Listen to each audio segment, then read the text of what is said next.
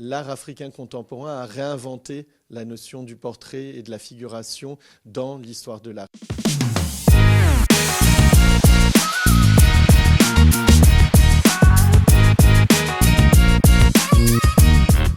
Bonjour, donc Rodolphe Blavy. Anne-Laure Chamboissier, je suis la commissaire artistique du festival Archipel. Bienvenue sur Wanted TV.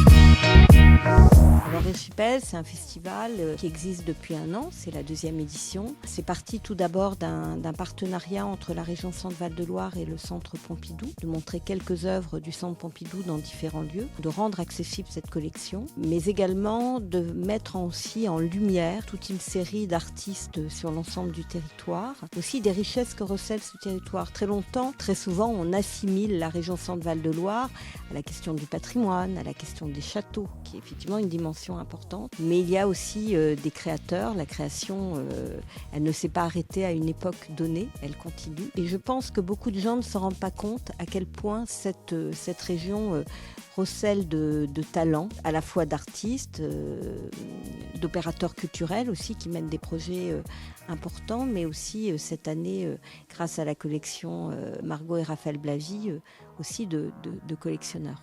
Je suis professionnellement économiste dans une grande organisation internationale et puis je suis surtout un enfant d'Afrique où j'ai grandi. Je suis arrivé en France à 17 ans, j'ai grandi au Sénégal pendant 12 ans, ensuite en Côte d'Ivoire et depuis cet héritage africain reste avec moi. Dans le cadre du festival Archipel, je présente une collection que j'ai constituée au cours des 10 dernières années pour mes enfants qui grandissent avec ces œuvres et qui créent ce lien avec l'Afrique qui ne m'a jamais quitté. Quand j'ai eu la chance de rencontrer Rodolphe Blavy et de découvrir cette merveilleuse collection, il nous a paru très vite important de pouvoir faire que cette collection soit accessible au plus grand nombre. Et puis il y avait une volonté de la part de Rodolphe que je trouvais très belle, c'est-à-dire que la collection sorte du lieu où elle est installée pour aller vers les habitants et en l'occurrence dans le village de Saint-Épin. L'art africain aujourd'hui a acquis ses lettres de noblesse et ce qui est intéressant dans l'exposition, je pense, c'est qu'on voit des œuvres qui ont une valeur à la fois dans l'histoire de l'art, en tant vraiment comme œuvre d'art, et de s'être concentré sur la question du portrait. L'art africain contemporain a réinventé la notion du portrait et de la figuration dans l'histoire de l'art. Donc ça, c'est un point important.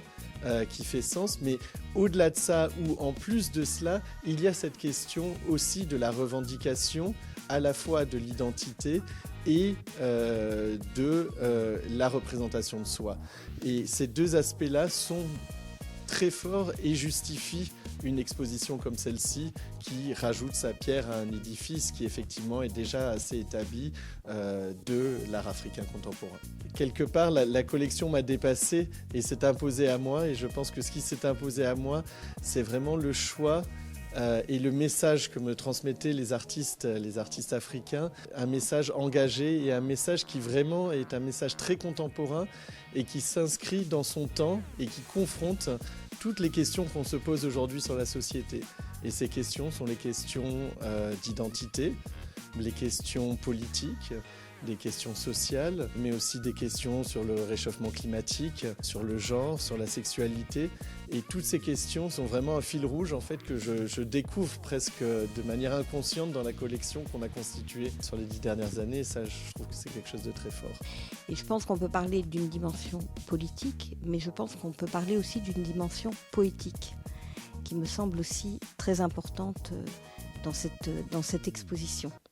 Alors c'est vraiment un travail qui s'est fait en co-dialogue, en co-construction, effectivement avec le collectionneur.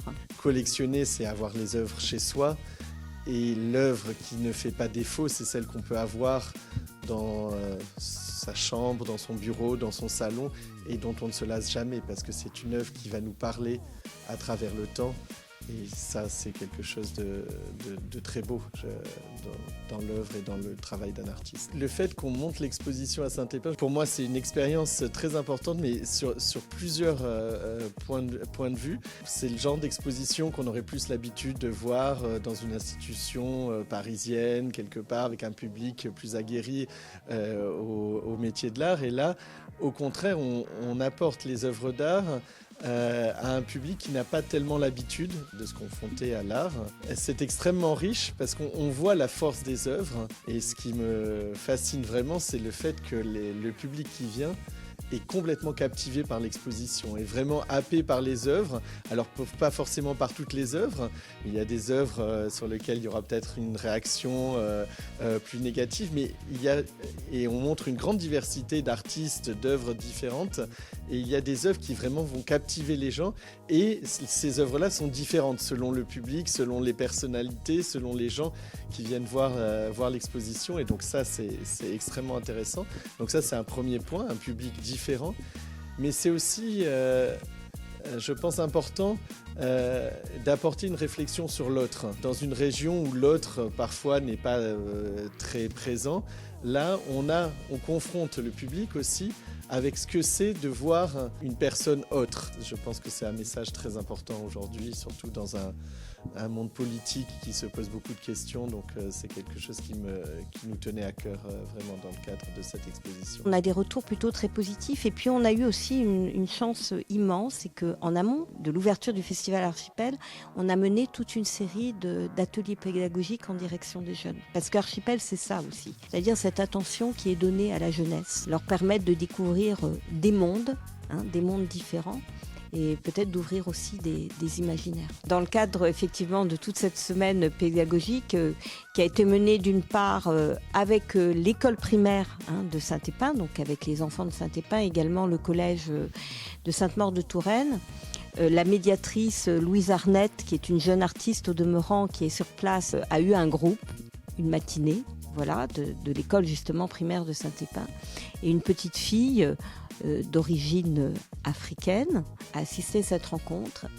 Et puis, à un moment donné, au moment de dire au revoir, elle a vu cette petite fille quitter ce groupe pour venir la voir, pour la serrer très fort dans ses bras et lui dire merci. Ça dit beaucoup aussi de cette nécessité aussi d'une forme de reconnaissance. On peut parler vraiment en termes de reconnaissance.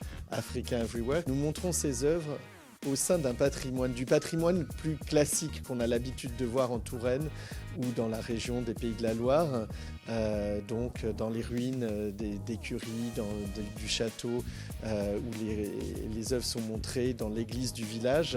Et ce contraste entre ces œuvres et ce patrimoine est quelque chose qui en fait parle très bien et très fort, que toute personne qui viendra voir l'exposition sera séduite par ce contraste et ça leur parlera.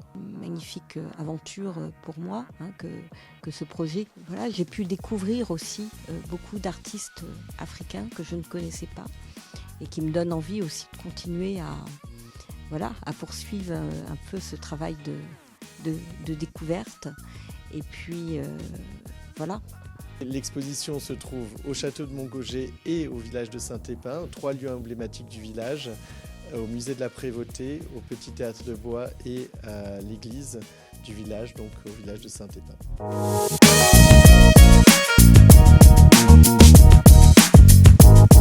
À bientôt sur Wanted TV. À bientôt sur Wanted TV.